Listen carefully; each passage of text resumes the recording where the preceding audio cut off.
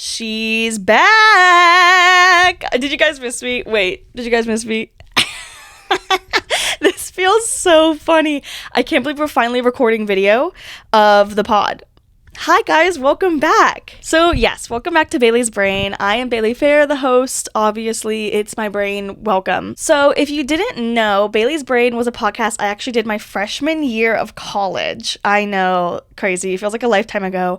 I am now post-grad from Kent State University, and a lot has changed.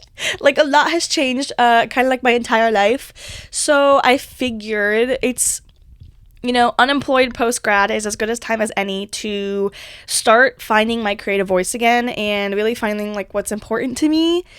And I kept going back to the pod, guys. I missed it. I know you did too. I've had requests over the years.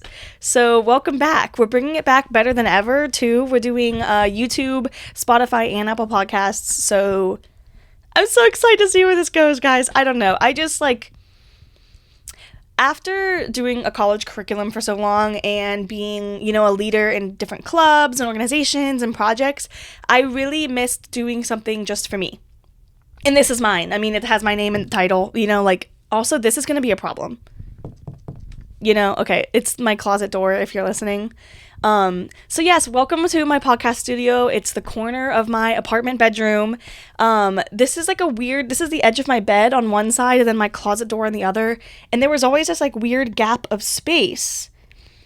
And so now it's my podcast studio because I decided, if you are watching the video, look how cute my sign is. I made that myself. It looks homemade. That's kind of the point. Okay. It's supposed to look like an arts and crafts day, and it was for me. I had a little mentee bee and walked around Hobby Lobby. I really shouldn't go to Hobby Lobby during June for Pride Month, sorry. But I was having a little mentee bee, and I figured nothing cures a mentee bee better than a craft, and also walking through Hobby Lobby for at least 60 to 65 minutes. So if you've never done a Hobby Lobby walkthrough of every single aisle that they have, it's kind of crazy. There's things that I didn't even know you could buy. They were just there. Your grandma, your grandma's house has things that you're nobody buys those. They just kind of end up in your home. That's they got it at Hobby Lobby or a Hobby Lobby-esque store. So I had a really great time, had a mental breakdown, and I was I need to bring the podcast back. So I found this really cute bulletin board, and I found these little letters, and I painted them, and then I made a little brain. And so now we have an actual sign. So whenever I move out of my apartment, tears, crying, I'll have meant to be then too, I'm sure. A little mental breakdown for leaving my beautiful apartment. So yeah, it will travel with me to any new filming location. Maybe if I have guests on, we'll just bring it with me. So if this is your first time ever listening/watching to the pod, welcome. I'm Bailey. I'm a postgrad student who studied film and communications and creative writing. So kind of all of the arts that I could grab in 4 years, I did. And now I don't know what to do with my life. Who knew? Hey, who knew?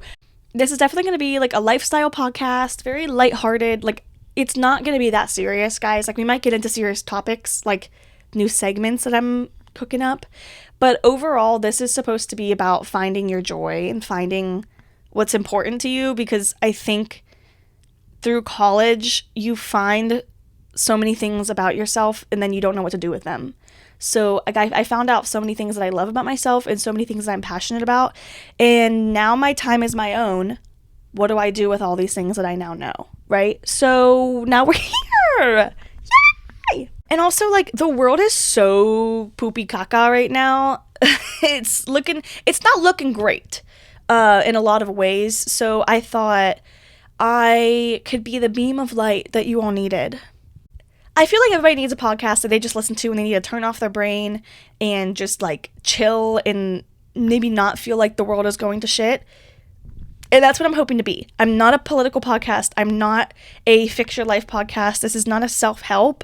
This is a, hi guys, life is shitty. Let's listen to something fun and amusing and get through the hardships of your early 20s together, right? I think that's kind of what we all need. I am a youngest child, so I don't really give big sister vibes, but maybe like your cousin that you see every once in a while that like has good advice. Like I think that's me. So I would love to be your like second cousin out that you don't see a lot, but like your day gets better when you see them. That's me. Hi guys. Hi. So why a podcast? You might be wondering. Bailey, you studied film. Why don't you just like go make short films? First off, that's really expensive. I am working on some new stuff right now, actually. So if you guys ever want like a movie minute segment, let me know, because like I definitely have lots to talk about. But yeah, so why a podcast? Other than it's more affordable. I was the kid in school who like always got good grades, but like during like parent teacher conference, I was told like she's such a good kid, but she just does not stop talking. And I was like, what? Me? No way. That's crazy. Yeah, like I was like a goody two shoes, except for the fact that like I just could not shut up. I always thought I was funnier than the teacher, and I also thought I was like smarter than the teacher in elementary school, where I would add on little quips. Like if the teacher was trying to make a joke, I was like, hold on, honey, that's not for you. That's my time. So I would get in trouble a lot for interrupting. And like, you know how you would lose like 5 minutes of recess? That's like heartbreaking. I would chronically lose 5 minutes of recess, like 5 to 10 minutes. I would never lose like all my recess. That was rare. But I would always lose a little bit because I just couldn't shut up. And I was like, sorry guys, like I'm a little Italian yapper from a town that doesn't exactly appreciate that. I've also been told that I give pretty good advice. I did a lot of really stupid stuff in high school, but I've also done a lot of really cool stuff in high school and college. And so I feel like my early to late teens into my early 20s, I've had a lot of life experience. A lot of times because I can't shut up, and because like I moved away from my hometown, and when I've traveled a good bit, like I have a lot of stories about how people are. I also do think that I'm a very intuitive person. Like I really can read people very well. So I think through that I give pretty good advice. I kind of know how people act. I know the storyline of a lot of people, I will say. There's not a lot of things that happen to me that are unexpected. Maybe not shocking, but surprising. I always like when people say that. That's not a shock, but it's a surprise. Like, it's not out of the realm of possibility, but it might happen at a time that I don't expect. That's kind of a lot of my life. I read people very well. I am a Cancer sun, Scorpio moon, and Scorpio rising. So if that doesn't tell you everything you need to know, holy balls. Like, that's crazy. So if you don't know about astrology, it's like the Cancers are very like, oh my gosh, like we're so emotional and so sweet and loving and we cry a lot. We're so emotional. And then Scorpios are like the badasses, the like, I'll cut you if you try me wrong. So what I like to say is I am your best friend until you cross me, and then I'm your worst enemy. And also, I just have opinions on everything. I'm not a neutral person in any way, shape, or form. My color palette is not neutral. My opinions are not either. Opinions are like assholes. Everybody has one, and nobody wants to hear yours. That's something that my dad says, and I flip-flopped it into opinions are like assholes, and I'm currently inviting you into mine. So that's kind of what this podcast is. Okay, it's an invitation into my opinion, aka my butthole. And also, I'm just such a creative person. I've always been someone that's either making something or planning to make something or in the process of making something. Whether that's theater or film or TikToks or podcasts or art. I do a lot of painting and jewelry making and things like that. I'm always making something that's mine and nobody else can make. So, of course, I'm going to do a podcast as well as everything else. Thank you. I also have the too much gene, where instead of like focusing on one thing and finishing it and focusing on one thing and then finishing it, I am constantly creating something new before one thing is finished. So like we're going to see how this goes, because I have a lot of things that I could be doing instead of podcasting right now, like applying for more jobs, like finishing my capstone film, like finishing all of my unfinished necklaces and jewelry that I've made, like selling my clothes that I said I was going to do for about 6 months now. But we're not doing that today, are we? So yes, to wrap up the intro, I am Bailey. I am 22 years old. I'm trying to figure my shit out. My friends always said that I was the most likely to be famous one day, and so we're going to try that in every way, shape, and form that we can. So today I kind of want to just get into some general things, right? I'm going to introduce my new segments for this podcast. We're going to just talk about general where I am in life. And then we're also going to do some advice that you guys left for me on the Instagram. If you don't follow my Instagram, here's the plug. Bailey's Brain Podcast on Instagram, and Bailey's Brain on TikTok as well. Thank you. So one of the things I want to talk about today was fighting your brain. If you didn't know, I am, just such an anxious girl. I'm just, so anxious. All the time. I get in my head a lot, and it's really, really hard for me to get out. Hence the Hobby Lobby trips / driving and without a destination. I have to sometimes just leave an area where I'm having the anxious thought. And then when I geographically come back to it, it feels less daunting. So yeah, I do a lot of battling in my own head, right? So one of the things that I've been battling right now is this post-grad job market. I can't tell if I'm terrible or if the job market's terrible. And I'll see both online that I'm not doing enough, I'm not trying enough, I'm not doing it right, my resume's not getting through the AI in the right way, and here's 5 hacks on how to fix it, and here's 10 places you should be looking. You're wasting your time looking on LinkedIn. You should be looking at the constant flow in my feed of I'm not doing enough is so daunting and really hard to get out of that loop. But then also you'll research the job market right now and look up who's saying who's getting these jobs right now and who's saying if it's good or bad. And it's bad.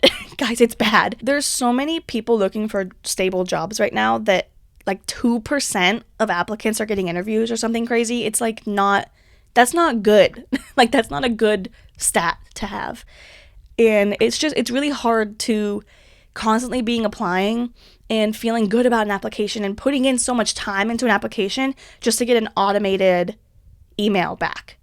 That's such ass. That's so ass that they ask for personal statements or personal cover letters, and they literally will tell you if it's a generalized cover letter that they won't look at it. They want you to tailor your resume and your cover letter to each application, and then you get an AI generated email back of we're not picking you. I'm thank you so much. Thank you. I love, do you guys waving like a baby ever, where you just clap your hand thank you? I love that. I think that's funny. It's just crazy to me. It's just so backwards right now. It used to be especially entertainment, people were looking for the next big thing and looking for producers and looking for crew and searching, and now it's so flip-flopped. And there's so many people going after one single job that it's really hard to not feel hopeless and dive into this whole I'm never gonna make it. Should I just go independent and try to build something myself? And you never know what the right thing to do is. And that's really hard too, is you hear all these success stories, and over half of them, they got famous or they got to where they are on accident. So it's how do you set yourself up to be ready when that accident happens, right? And it is so hard to prepare yourself for a mistake, to prepare yourself for an accidental blow up or an accidental chance. Obsession and Backrooms are great examples of this as well, of that wasn't supposed to blow up so hard, but it did. And were they ready for that? And luckily that team was built so well, and they were. But there's hundreds of other directors, producers, and actors out there that are doing the exact same work and not getting noticed. They're just waiting for their chance to. And that is so hard to live with every day. Not a great time to be in entertainment right now, but also there's never a better time to be in entertainment. It's just it's all a double-edged sword. It's all in. Is it an entendre? Is that a word? I like using big words and then not really knowing them. Sorry. But it's not exactly the most inspiring and hopeful career path to be in, but it's gonna happen one day. It will. You have to believe it. If you don't believe it, you've already lost, right? And also, I'm just so broke right now that it's I will do anything to be rich right now. But then it's will I sacrifice my morals to be rich right now? Because I could get those AI trainer jobs tomorrow and be making money. But like, unfortunately, I do have a moral compass, an ethical compass that will not let me do that. But it's like, I could have so much money if I didn't have these morals, but I refuse to, right? Like, it's another one of those double-edged swords of, I could be rich, but at what cost? And it's really hard too, because I feel like my personal resume is pretty good, right? I think, especially as women, we have a really hard time at celebrating our successes, and men really don't have that problem, right? Like, when men do one thing, they ride that wave of success for as long as possible. They're like, I'm an award-winning this, I'm this. As soon as they have like a sprinkle of a title, they ride that wave until they can't anymore. And that's just true. That's just a true thing. We've seen it time and time again. And women have a really, really hard time of taking that achievement and riding that wave at all. We always are worried about the next thing and being better than that. And we focus on the flaws of that accomplishment, of things that we could have done better to have more accomplishments, instead of riding and feeling that success of the accomplishment that we had, right? So I'm really trying hard to be able to feel good about what I have accomplished. And whether it's on a page resume or not, feel good about everything that I've done, not only career-wise, but personally. And in my relationships, like, my friends are so great. Like, that's a lot of work, and that is an accomplishment, to have a network of friends that cares for you and is consistently showing up for you. Like, that is an accomplishment, and I think we need to value that just as much as like monetary wealth or status, right? Like, it's a tale we keep hearing that, like, friendships and relationships, that's the meaning of life. It's not your status, it's not your successes, it's the people that you're around and the relationships and the experiences you build with those people. But it's so hard to believe that when we're constantly being fed what we could be doing instead, right? Like, it's a hard thing to deal with. It really is. It's not easy for women in their early 20s to be okay with not being 100% right now. It's really hard for women in their 20s to be okay with not having everything they know they can get. It's really hard for women in their 20s to take it one step at a time when we know we're built for something at level 10 and we still have to get through level 1 through 9 first. You know, it's hard building that and still keeping that goal alive without having the burnout and having distractions and everything else that comes with your early 20s. It's not fun. So basically, yeah, I really do strongly believe in, like, women need to be able to celebrate their own accomplishments. And I think a big part of that too is surrounding yourself with people that will celebrate with you and celebrate you. I have had so many kinds of friends and so many kinds of peers that you can tell there's always competition, and there's never not competition between them. It can be anything from what you had for lunch to a grade you got on a paper to an opportunity that you got and they didn't, or vice versa. And that is so stifling, especially for women, to constantly have that comparison. It is so hard to feel good about yourself and feel good about what you are doing when you are constantly being told to compare yourself to others. It's really hard for people, especially women, especially young women in entertainment as well, to feel like what they're doing is enough. And that's something that I am really trying to work on myself. I'm trying, when I talk to my friends in similar industries or different, or if they're going through a hard time or a really good thing, I really try to show up for them, because I know how hard it is to feel like what you're doing isn't comparing to someone else that you love and admire as well.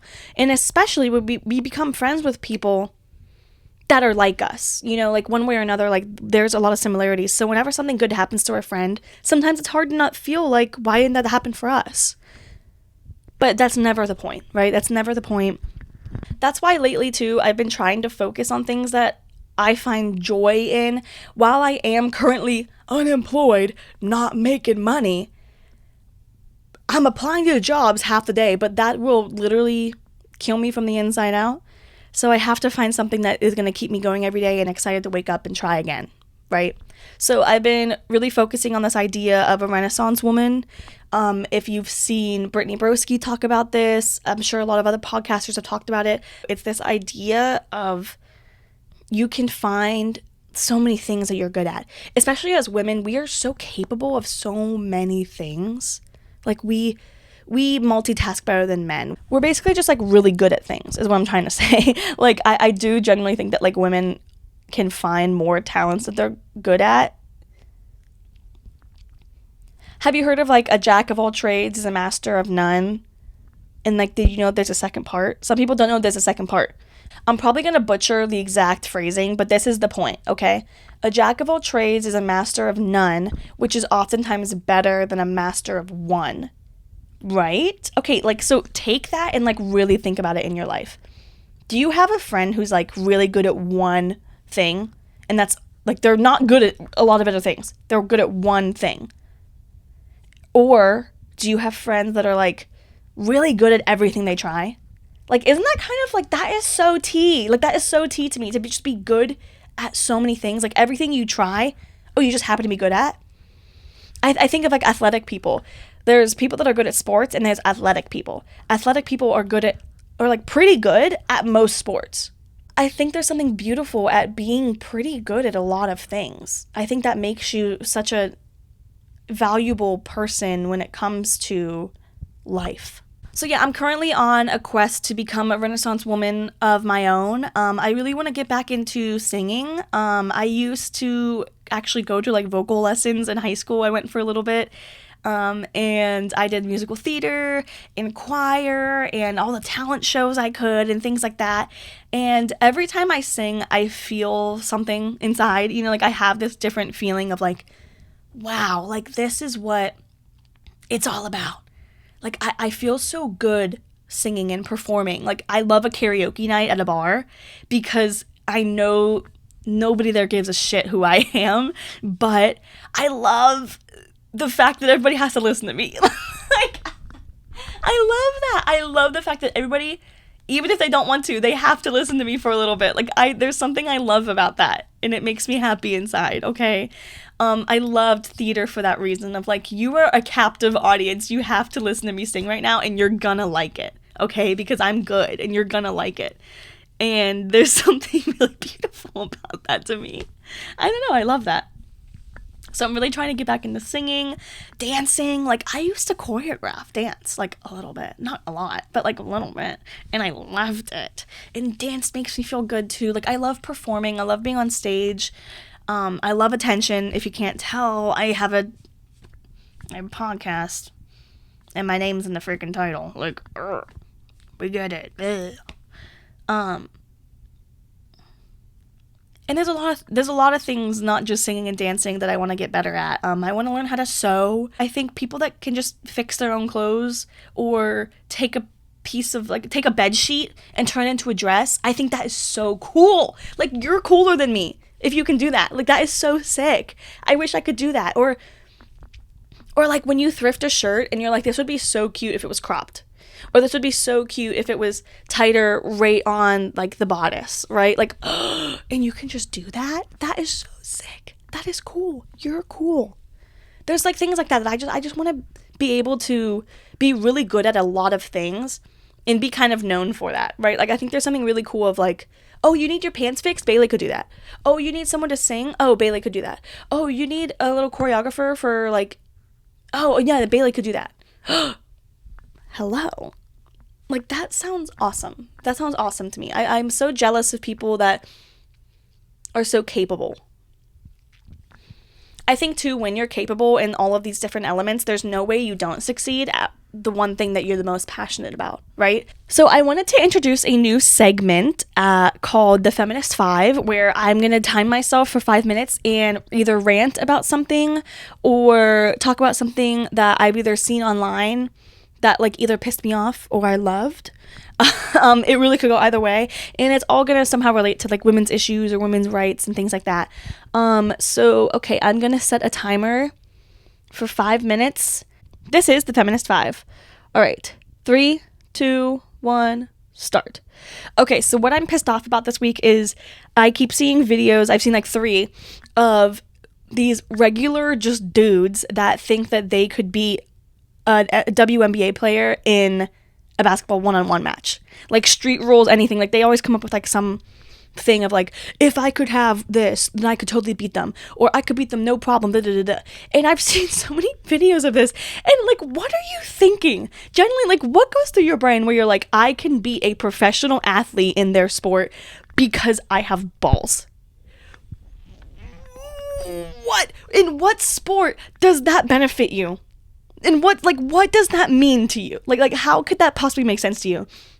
And so I saw this video of a WNBA player taking on some dude who talks shit on the internet, and he didn't even score 1 point.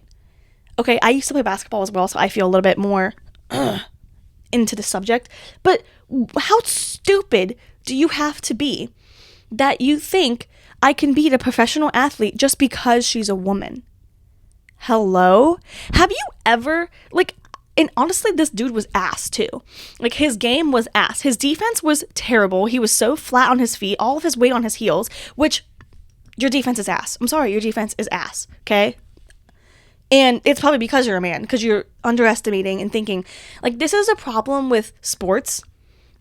And this is why people were so mad at Caitlin Clark of like, oh, like she's blowing up WNBA just for like one reason. Da, da, da. I think they were mad too because Caitlin Clark is not the WNBA player that they wanted. Okay? I think they wanted some hot bombshell that they could really like fantasize over, and they didn't get that. They got someone who was just strictly a badass and also dresses badass and not for the male gaze. She's never done that, and she's better than half of the men that y'all idolize on the NBA. I'm sorry, she is. Her stats are better. Her college record is insane. Like, this is the problem, is like they think that sports are so binary. There's women's and men's sports for reasons, obviously. I know that. I'm not like immune to the fact that like the rules are different, and there are like, I mean, the general heights of people on the WNBA and NBA are completely different. That changes the whole game. But holy shit, to say online confidently that you can think you can beat someone at their pro sport, it's just insane to me. Like, I've never thought, whenever I think I'm better than someone at something, gender is never a thing that I'm thinking of. And if that's the reason you think you're better at something, that's an insecurity problem. It's an insecurity problem. It's not a skill issue. It's not a who's better. It's an insecurity that, like, inside you think that that's the thing that makes you better than people. That's the one up that you have on the world, is that you're a man and you have a penis. Like, you know how lowly you have to think of yourself, that your gender is the only thing that keeps you on this egotistical thing? Like, your character, your skill, those aren't the things of why you think you're better than someone. You think it's just because, oh, you were born this way? Like, that is so lame. That's so lame to me. If that's why you think you're better? Like, bro, like just say you don't have any skill. Just say you're not good at anything. Like, you know, are you following what I'm saying? I just think it's really sad that we discredit women's sports and we discredit women's abilities simply for the fact of gender, where genuinely, if you think about it, half of these women have played on boys' teams to get to where they are. Half of these women have had to fight harder than any of those men to get to where they are because of their gender. So honestly, I bet those NBA players that would not be a WNBA player, because they've had to work harder. They've had to train harder. They've had to train more. They've had to train through more constant obstacles than the men have. So that makes them a better, stronger, smarter player. Also, women get in your head.